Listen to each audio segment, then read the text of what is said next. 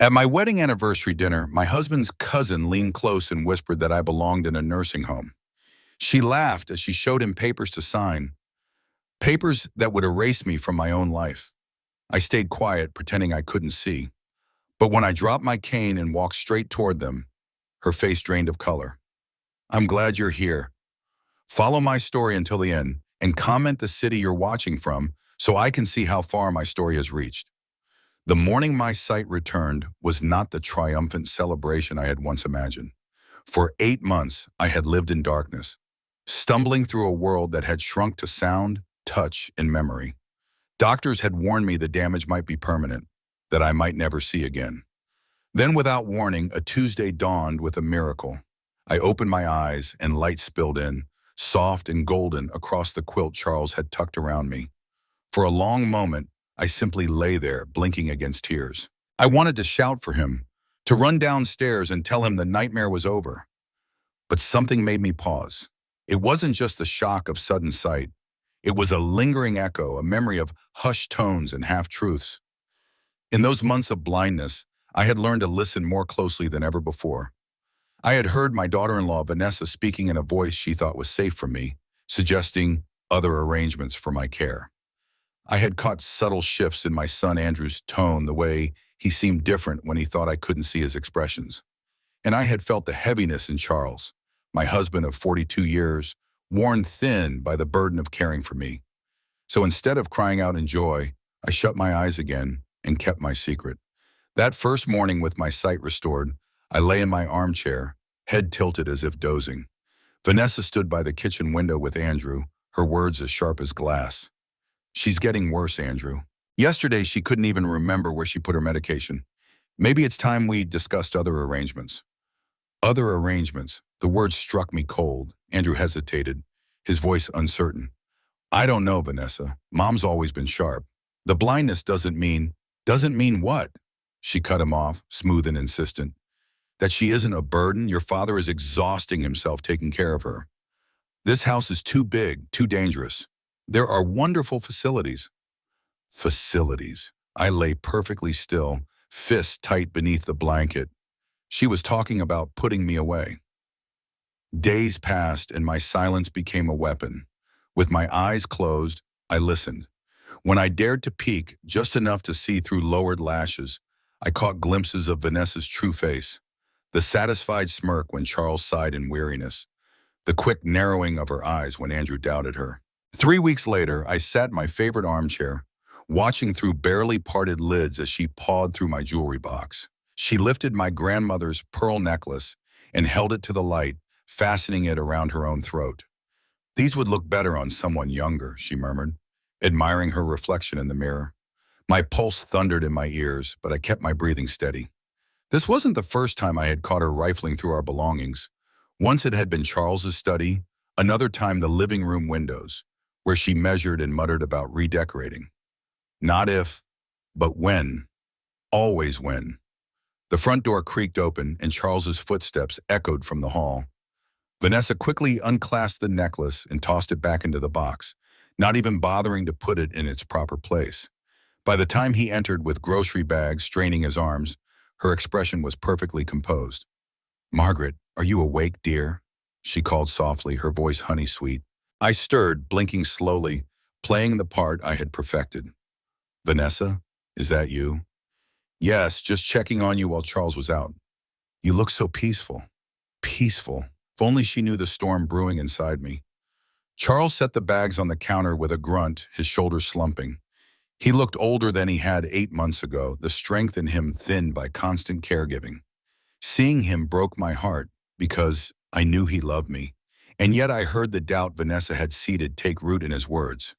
How is she, he asked, as though I weren't sitting right there. She's been sleeping most of the afternoon, Vanessa replied, her tone dripping with false concern. I think she's having one of her confused days. Confused days. I had never once been confused. Yet she had pushed this narrative so carefully, so relentlessly, that even Charles began to wonder. Maybe I should call Dr. Bennett, he murmured, his worry plain. These episodes seemed more frequent. There were no episodes. Only Vanessa, slowly poisoning the air of my home. making my family believe I was fading. That might be wise, she agreed quickly. I've done some research. There are places that specialize in caring for people with complex needs. Complex needs. Professional help. The vocabulary of someone constructing a case. Charles sighed, heavy with guilt and love and fear. I promised her I'd never put her in a home. That's beautiful, Vanessa said, her tone velvet over steel. But promises made in health aren't the same as reality in decline. You're not helping her by keeping her here if she needs more care than you can provide. Her manipulation was masterful. She made him feel guilty for keeping me at home, while planting the idea that letting me go was the nobler choice, and worst of all, I could hear it working. That night, when Charles helped me to bed, his hands trembled as he guided me. I clutched his fingers, my voice soft in the dark. Charles, do you think I'm losing my mind? The pause was too long. Of course not, Margaret. You're just adjusting. The blindness has been hard on all of us. But the hesitation lingered. As he drifted into troubled sleep beside me, I lay awake. Staring at the ceiling, I could finally see again. Vanessa thought she was playing chess with a blind opponent. She had no idea the pieces had shifted. I could see every move now, and I intended to watch until her hand slipped, until her lies unraveled. And when that day came, I would be ready. The days that followed were a careful performance, a theater of shadows where I played the helpless woman everyone believed me to be. Each time Charles or Andrew looked at me with pity, I forced my eyes to remain dull, my movements hesitant, my voice fragile. Yet behind the mask, I was sharper than ever, watching, listening, storing every detail of Vanessa's deceit. One afternoon, when the sun hung low and painted the living room in amber light, I let myself appear drowsy in my chair. Vanessa entered quietly, her heels muffled on the rug, her eyes darting toward the staircase to make sure Charles was still upstairs. Then she crossed the room with a confidence that sent a chill down my spine. She opened my jewelry box as though it were hers. The glint of gold and pearls caught her greedy gaze. She lifted my grandmother's pearl necklace and placed it delicately against her throat, fastening the clasp with a satisfied sigh. She turned toward the mirror, tilting her head from side to side. "These will look better on someone who still has time," she whispered, running her fingers over the pearls as if she were already their rightful owner. I steadied my breathing, willing my pulse to slow. Her reflection glowed in the mirror, but all I saw was a predator rehearsing for the kill. Moments later, the door opened downstairs. Charles's heavy steps carried in the sound of his fatigue, the grocery bags rustling against his legs. Vanessa hurried to unclasp the necklace, shoving it into the box without care for its place. By the time he stepped into the doorway, her face wore the practiced kindness of a dutiful daughter-in-law. "Margaret, are you awake?" she called softly, her voice honey-coated. I stirred, blinking slowly, my hands fumbling over the blanket. "Vanessa, is that you?" "Yes, dear. I was just checking on you while Charles was out. You look so peaceful." Peaceful. The word nearly made me laugh. If only she knew the rage I swallowed every time she spoke. Charles set the bags on the counter with a grunt, straightening with effort. I noticed the lines etched deeper around his eyes, the slump of his shoulders, the weary ways that now accompanied even the simplest tasks. He had carried me through darkness with his hands, his strength, his patience. And now he was being poisoned by the very woman I had once welcomed into our family. "How is she?" he asked, not to me but to Vanessa.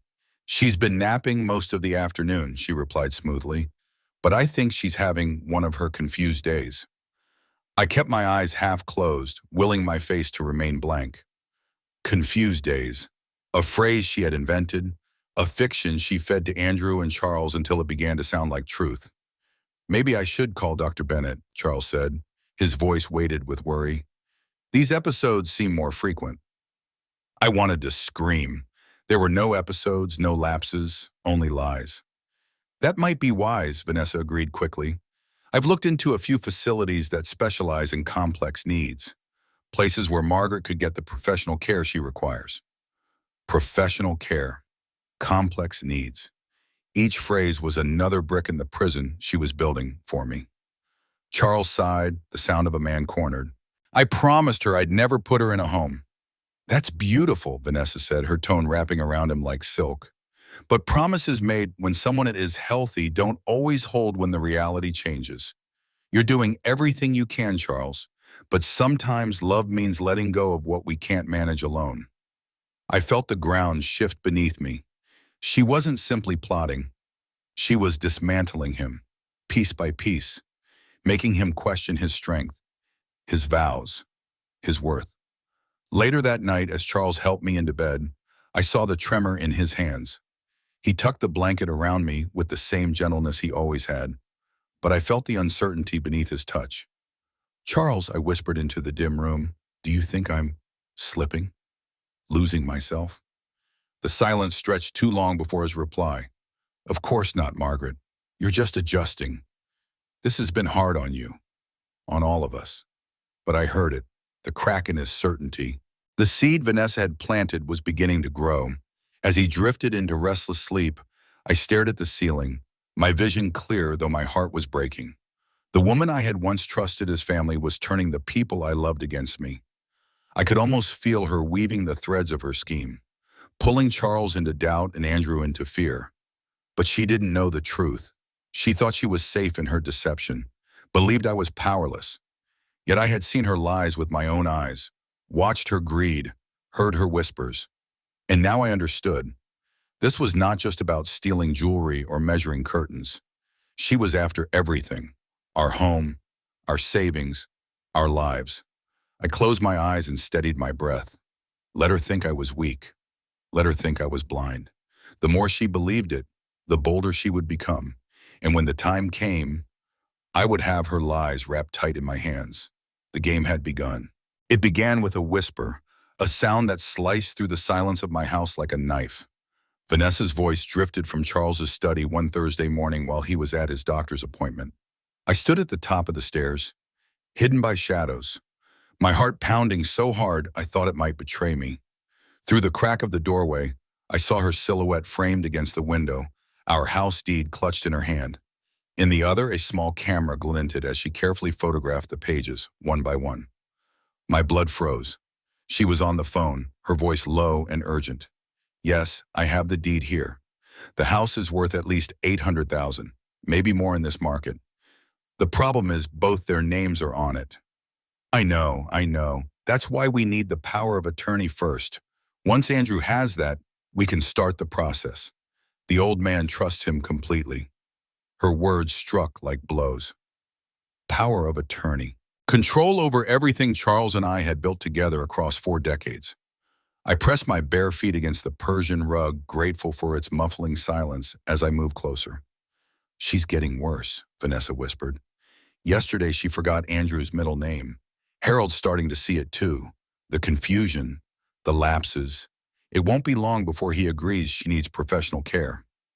My breath caught. Forgotten Andrew's middle name? Thomas. I had chosen it myself after Charles's father. I had never forgotten, not once. This was her trap. She had been asking me questions when I was tired, reporting my answers as confusion. Crafting a record, building a paper trail. The facility I found takes the house as collateral for long-term care. She continued. It's perfect. She gets the care she needs. Harold gets relief and the assets are protected.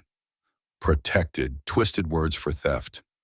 Just then, the front door opened downstairs. Charles's voice called out warmly, I'm back, sweetheart. Vanessa shoved the deed into the cabinet, leaving the drawer slightly ajar in her haste. She swept out of the room, heels clicking down the stairs, her mask already reset to innocence. I slipped back toward our bedroom, pulling the covers around me just as Charles's footsteps reached the hallway. When Vanessa greeted him, her voice was bright, airy. Oh, you're back already. I was just checking on Margaret. She seemed restless this morning. How was she? Charles asked, his concern genuine. Well, Vanessa hesitated, her performance flawless. She asked me 3 times who I was. She kept asking if this was her house. I think the episodes are getting worse. I had done no such thing. I had been asleep when she arrived, truly asleep from the long nights of listening, watching. But now she was planting her lies directly into Charles's heart. Maybe I should stay home with her, he said softly, guilt threading his words. Charles, you can't put your life on hold, she replied, a gentle urgency in her tone. You need to take care of yourself too. I can stay with her if you're worried. The thought of being left alone with her all day chilled me. I forced my voice, weak and trembling, to drift from upstairs. Actually, I think I'd like to come down. Some fresh air might do me good. Their footsteps came toward the stairs. I arranged myself to look frail, my hands shaking, my eyes unfocused. Vanessa appeared first, smiling in that careful way that never touched her eyes. "Good morning, Margaret. How are you feeling today?" I let a tremor run through my words. Where am I?" Charles's face fell, his worry raw. The pain in his eyes nearly undid me. But then I saw Vanessa's fleeting smile of satisfaction. She thought her narrative was working. "You're at home, sweetheart," Charles said gently, taking my hand. "This is our bedroom." "Our bedroom?" I echoed, as if trying to remember. "And you are." The devastation that crossed his face nearly broke me. But it was necessary. I had to let Vanessa believe her game was succeeding, even if it meant shattering Charles a little more each day. Hours passed in that charade. I let myself appear lost, let my eyes wander aimlessly while secretly watching. I saw Vanessa snapping pictures of photo albums, our furniture, anything of value. I saw her texting furiously, her thumb dancing across the screen with news of my supposed decline. And when Andrew arrived for lunch, she delivered the final dagger. "She didn't recognize me this morning," she told him softly, making sure I could hear. She even asked where she was. "Andrew, I think it's time." His voice wavered with pain. "Maybe we should talk to Dad about getting her some help." Vanessa nodded gravely. "There's a wonderful facility an hour away. They specialize in patients with vision loss and cognitive decline." Cognitive decline. The phrase she repeated like scripture until even my son began to believe. That afternoon, I heard her on the phone again. "The son is nearly convinced," she whispered. "The husband's stubborn, but give it a month. By then, I'll have enough documentation of her decline to justify the move. Once she's in the facility, getting power of attorney will be simple. The husband will be grateful for the help." Every word was a nail in the coffin she was building for me. She thought she was clever, untouchable, that her shadow games were invisible. But I was watching. I was listening. And when her mask slipped, when her arrogance made her careless, I would be ready to strike back. Stay with me, because what happened next was darker than anything I could have imagined. And it was only the beginning. Like, share, and subscribe so you don't miss the unraveling of Vanessa's carefully spun web. Friday evening carried with it the quiet hum of domestic life. Dishes settling in the cabinets, the faint tick of the grandfather clock in the hallway, and the steady rhythm of Charles lowering himself into his favorite chair. I had just finished pretending to fumble with a teacup when I heard Vanessa's voice drift from the living room. This time it was different, softer, thicker, a tone I had never heard her use before. "Charles, you look so tired," she burred, her words soaked in false concern. "You're carrying far too much on your shoulders." My hands trembled, the porcelain cup nearly slipping from my grasp. I froze in the kitchen doorway, my body pressed against the frame as I peered into the living room. There she was, seated on the couch, far too close to my husband. Her hand rested lightly on his arm, her eyes glimmering with a calculated tenderness that chilled me to the bone. "I'm fine, Vanessa," Charles replied, though I could hear the exhaustion in his voice. The man who once worked 16-hour days to build our family business now struggled under the simplest of burdens. "No, you're not fine," she whispered, sliding closer, her hand traveling from his arm to his shoulder. "I see how you sacrifice yourself for Margaret. It's beautiful, really it is. But tell me, who's taking care of you?" The sight of her fingers and kneading into his muscles, her body leaning closer, twisted my stomach. Rage pulsed through me, hot and sharp, but I forced myself to remain still. My breath caught as she bent her head near his ear, her voice a silken trap. "You're tense," she murmured. "When's the last time someone took care of your needs?" Charles shifted uncomfortably, his hands curling into fists on the armrest. "Vanessa, I don't think—" "Shh," she cut him off, her hands pressing deeper into his shoulders. "Just let me help you relax. You give so much to everyone else. Don't you deserve something in return?" My nails dug into the wood of the doorway. The betrayal stung like acid. This was no longer about manipulation with lies and paperwork. She was reaching for something far crueler. My marriage, my partner, the life Charles and I had built for more than 4 decades. David won't be home for hours, she said, her voice dropping into a conspiratorial whisper. And Margaret, well, she's having one of her difficult days. It's just us. The words slithered across the room like poison. Vanessa, this isn't appropriate, Charles said, his voice taut. Isn't it? She countered, moving from behind him to the coffee table in front of his chair. She leaned in so close her knees almost brushed his. Her hand rose, fingers grazing his jawline. Charles, you're a vibrant, attractive man. You deserve companionship. You deserve to be seen for who you truly are, not just as a caregiver. I wanted to scream, to rush in and drag her away from him, but I held my ground, forcing myself to see how far she would go. Margaret doesn't really see you anymore, does she? Vanessa continued, her voice silk-wrapped steel. When's the last time she touched you like this? Her hand slid down his chest. When's the last time someone made you feel desired? Charles's breathing hitched, and for one heart-stopping moment, I feared everything we had shared across the decades was unraveling. But then he spoke, his voice hoarse. Vanessa, stop. She didn't stop. Instead, she leaned forward, her lips hovering inches from his. I could make you feel alive again. I could give you what Margaret can't anymore. Think about it, Charles. You'll spend the next few years watching her decline, sacrificing your happiness for someone who doesn't even recognize you half the time. Is that really what she would want for you? The cruelty of it stole the air from my lungs. She was turning my supposed blindness into a weapon, using it to carve her way into my husband's heart. Charles's face reflected the war inside him, weariness, loneliness, and the flicker of temptation. That's a generous offer, Vanessa, he said slowly. My heart dropped into the pit of my stomach. But I need time to think about it. This is all very sudden. She smiled, predator to prey, sensing victory. Of course, I understand this is a big decision. But don't wait too long, Charles. Life is short. And you have already sacrificed so much. She leaned down, pressing her lips against his cheek, lingering longer than any daughter-in-law ever should. I'll be here when you are ready, and I promise I'll take very good care of you. I couldn't move, couldn't breathe. The woman I had welcomed into our family was seducing my husband while I stood hidden, forced to bear witness. But the deeper wound came not from her lips on his skin, but from his response, his hesitation, his failure to push her away with the certainty I craved. Later, upstairs, the sound of running water filled our bedroom as Charles showered.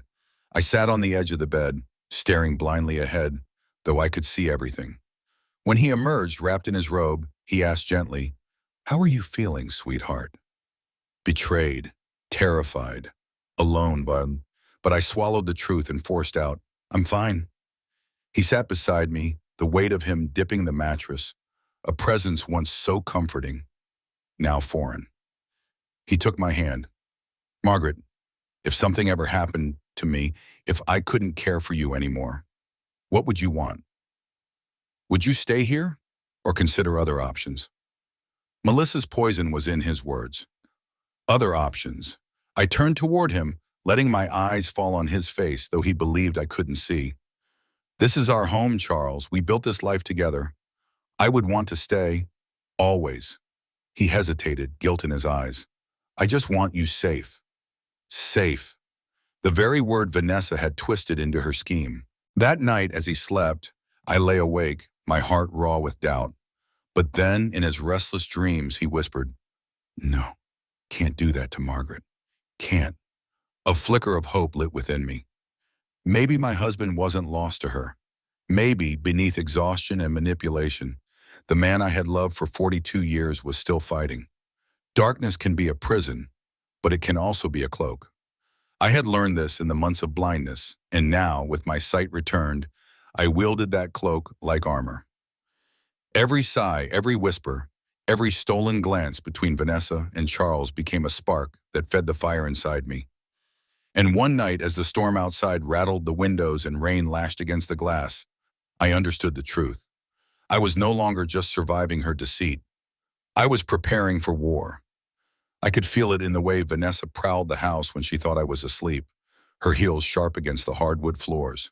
I could sense it in Charles's restless silence, in the way his eyes lingered on her longer than before, in the quiet guilt that seemed to hang around him like a shroud. But most of all, I felt it in myself, the shift from fear to fury, from silence to resolve. That evening, I sat in the living room, my gaze fixed on the fireplace, though I didn't light it. The storm outside had killed the power, leaving the room lit only by the flicker of candles. Charles had gone to bed early, weary from a day of appointments, and Andrew was away on business. It was just me and her. Vanessa entered, her shadow stretching tall across the wall. She carried a glass of red wine, her lips already stained with water. She thought me blind, vulnerable, too lost in my own darkness to notice her approach. But my eyes, clear and sharp, followed her every move. "You know," she began softly, circling the room as though testing the air, "you've been very lucky. Most women in your condition don't have a husband as loyal as Charles. Most men would have walked away by now." Her words slithered toward me, designed to pierce, to weaken. I kept my expression vacant, my hands folded neatly in my lap. "He deserves more than this," she continued, her tone dropping to a low hum. "More than sitting in a house that smells of medicine and pity. He deserves laughter, warmth, intimacy, things you can't give him anymore." She moved closer, her heels clicking against the wood, and lowered herself into the chair opposite mine. She crossed her legs, her skirt riding up just enough to make her intentions clear. "Do you know what he told me last week?" she asked, sipping her wine. "That he feels invisible, that sometimes he forgets what it's like to be touched by someone who actually sees him." The lie seared through me, but I let my face remain blank, my gaze fixed just past her shoulder as though I hadn't registered a word. She leaned forward, her voice velvet in venom. "I could give him everything he's missing. I already have, in ways you couldn't imagine." My chest constricted, rage burning through my veins, but I swallowed it down, reminding myself, patience. Let her believe. Let her reveal. She reached for my hand, suddenly, her fingers cool against mine. "Don't you think it would be better for everyone if you let go? If you allowed yourself to be cared for somewhere safe? Charles would visit, of course, but he'd finally be free to live again. And Andrew, he'd have peace of mind knowing you were in good hands. You wouldn't be a burden anymore." Burden. The word cut deep, not because it was true, but because I had heard it in her voice so many times that part of me began to wonder if Charles believed it too. But then she made her mistake. She smiled, sharp and triumphant, and whispered, "Once you're gone, this house, this life, it will finally belong to me." I felt the blood drain from my face, though I kept my breathing steady. She wasn't just after influence. She wanted it all. A flash of lightning illuminated the room, throwing her face into stark relief, predatory, cruel, almost beautiful in its wickedness. In that moment, I understood the full scope of her ambition, and I knew I had to fight, not just for myself, but for the man I loved, for the family we had built, for the home she planned to steal.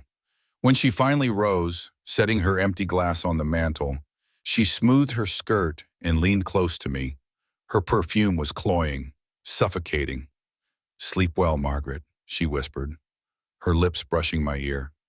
"Soon everything will be different." She left me alone in the dim glow of candles, the storm raging outside like an echo of my fury. I sat unmoving, my hands trembling in my lap, but not from fear, from resolve. She believed she had already won. She believed I was helpless, blind, trapped. But I could see her now. I saw every lie, every scheme, every calculated touch, and I promised myself she would never see me coming. Stay with me.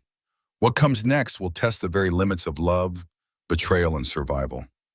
Don't forget to like, share, and subscribe because Vanessa's web of lies is about to unravel in ways she never imagined. The days grew heavier with silence, a silence that was no longer peaceful but suffocating. Charles walked through the house like a man divided, his footsteps slow, his voice thinner than I remembered. I could see the weight on him, not just from my supposed decline, but from the seeds Vanessa had planted, each one sprouting into doubt, guilt, and longing. She visited more often now, her presence constant, her perfume lingering in every room long after she was gone.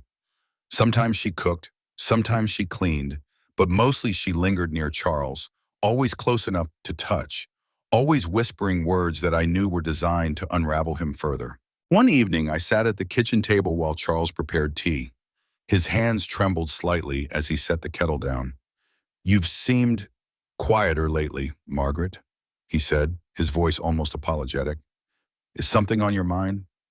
I wanted to tell him everything, that I could see again, that Vanessa was poisoning his heart and plotting to take everything we owned, but the time wasn't right. He needed to see her for what she truly was, without me forcing it into his hands. So instead, I let my voice tremble with practiced frailty.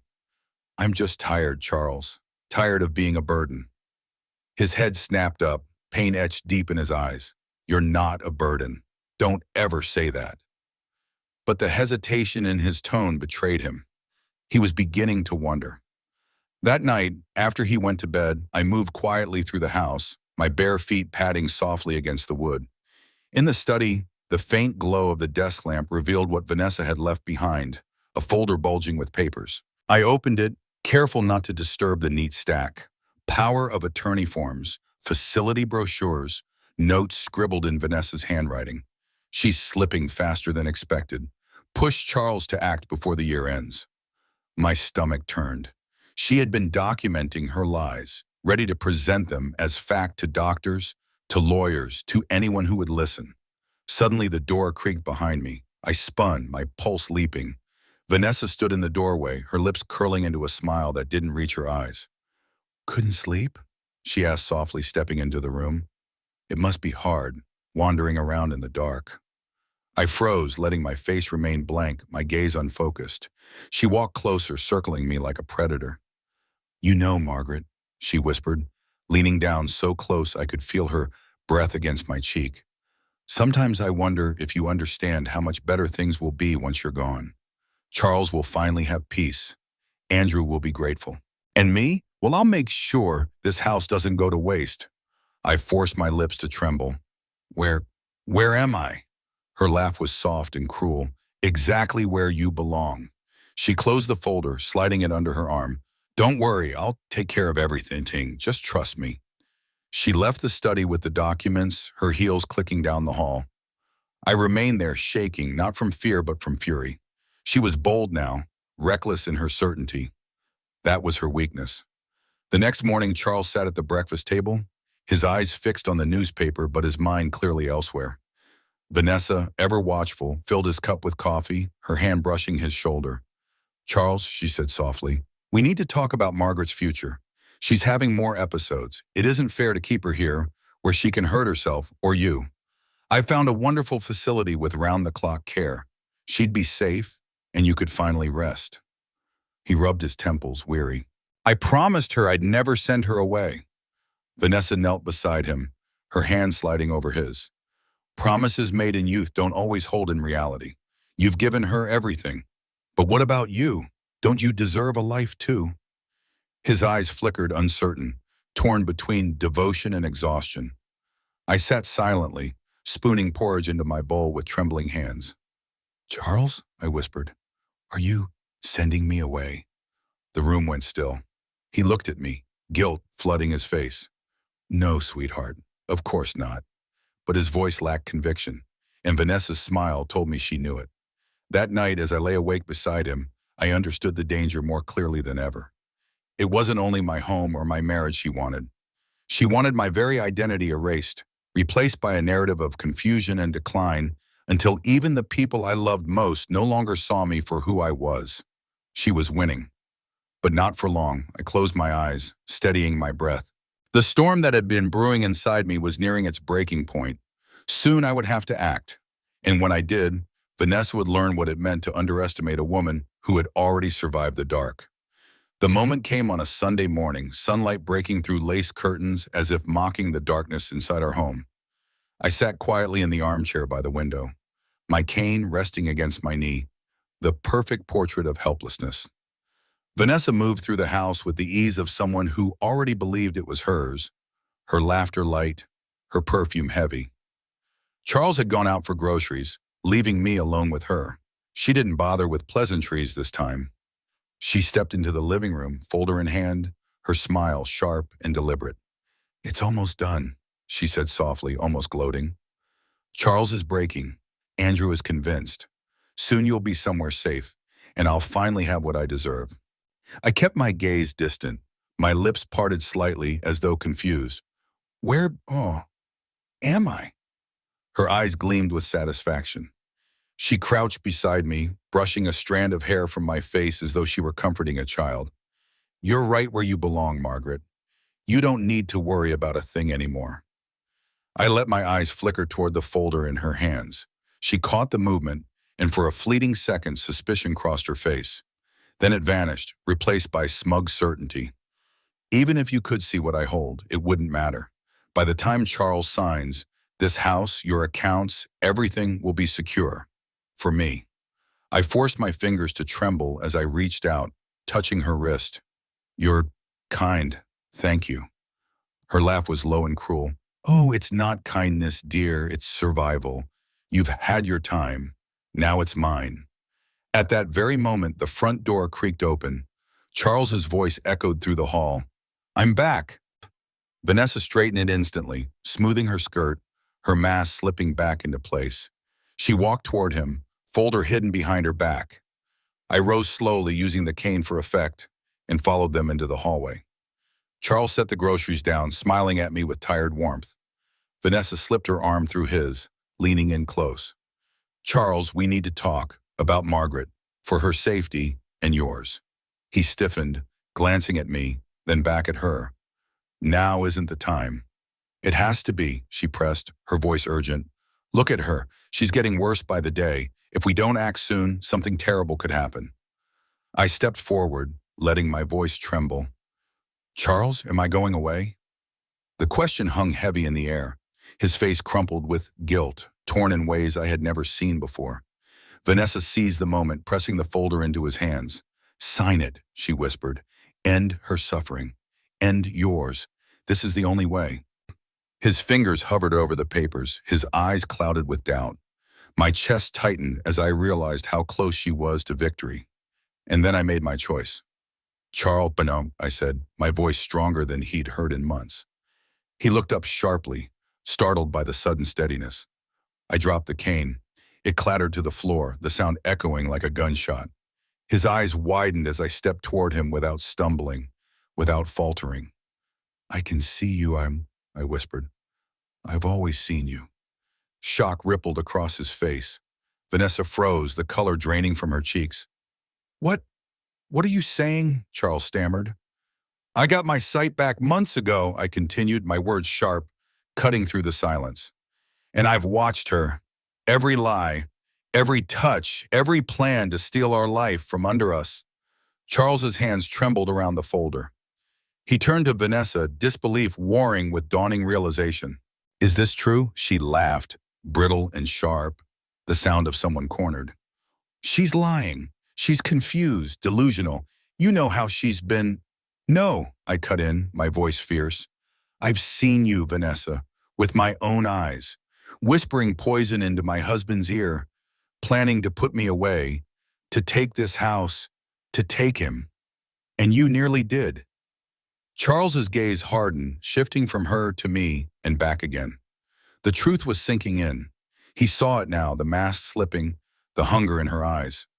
Vanessa's voice rose, desperate. "Charles, you can't believe her. She's manipulating you." He slammed the folder shut, his jaw tight. "Enough." The room went still, the air thick with everything unsaid. Vanessa's composure cracked, her face twisted with rage. She turned on me, her voice a hiss. "You should have stayed blind. You should have stayed weak." But I stood tall, meeting her gaze with a fire she had never expected. "You underestimated me, and that was your biggest mistake." The front door was still ajar, the sound of footsteps approaching. Andrew stepped inside, his eyes widening as he took in the scene. His father pale and trembling, me standing tall, and Vanessa seething with fury. The truth was about to spill into the open, and there would be no going back. "Stay with me," because what happened in that moment shattered the last illusions and set the stage for the final reckoning. Like, share, and subscribe, because the end of Vanessa's charade was closer than anyone could imagine. Andrew stood frozen in the doorway, his eyes darting between us as if he had walked into a battlefield. The tension was thick enough to choke on. Charles's hand still clutched the folder, his knuckles white, while Vanessa's chest rose and fell with ragged fury.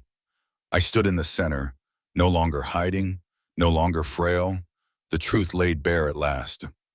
"What's going on here?" Andrew demanded, his voice sharp, his eyes narrowing on the scene. "She's lying," Vanessa spat, pointing at me. Her composure was shattered now, her polished mask replaced by desperation. "Margaret's confused. She doesn't know what she's saying. You've seen how she drifts in and out." "I've seen enough," I cut in, my voice steady, each word weighted with conviction. "Andrew, I can see again. My sight came back months ago, and I've kept it from everyone to learn the truth. And now you should know, Vanessa has been scheming. She's been trying to put me away, convincing your father I'm declining, forging a future where she controls everything." Andrew's mouth fell open. His gaze shot to Vanessa, searching her face for denial, for explanation. She tried to smile, but the tremor in her lips betrayed her. "That's insane," she snapped. "Why would I ever—" "Because you want this house," I said fiercely. "You want my husband. You want the life we built. I've heard your words. I've seen your hands on Charles, your whispers in his ear. I've seen you feeding him lies until he didn't know what to believe anymore." Charles finally spoke, his voice rough and broken. "Is it true, Vanessa? Were you using me?" Her face twisted, fury flashing across her features. "Using you. I was saving you. Look at her, Charles. Weak, fading, dragging you down with her. I offered you freedom. I offered you a life again. And you would have taken it if she hadn't ruined everything." Andrew's face turned pale, his jaw tightening as he stepped between us. "You tried to seduce my father?" Vanessa's silence was answer enough. Charles dropped the folder onto the table with a thud that echoed through the room. His hands shook, his eyes filled with shame. "I almost believed you," he whispered, his voice breaking. "I almost betrayed everything Margaret and I built because I was tired, because I was weak." "You still could," Vanessa hissed, her voice sharp, clinging to her last thread of power. "You think she'll forgive you for hesitating? For wanting what I offered? You think she'll ever look at you the same again?" I stepped closer, my gaze locked on her. "You've lost, Vanessa. Whatever hold you thought you had, it's gone. We see you now for exactly what you are." Her eyes blazed with hatred, her chest heaving as though the walls were closing in around her. "You'll regret this," she snarled. "Both of you, all of you." Andrew's voice cut through her rage, cold and unyielding. "Get out, right now." For a moment she didn't move, her fists clenched at her sides. Then with a sharp breath, she grabbed her purse from the chair and stormed toward the door, her heels striking the floor like gunshots. She paused at the threshold, turning one last time, her voice dripping venom. "This isn't over." The door slammed behind her, leaving a silence so heavy it seemed to rattle the walls. Charles sank into a chair, burying his face in his hands. Andrew stood rigid, his eyes still fixed on the door.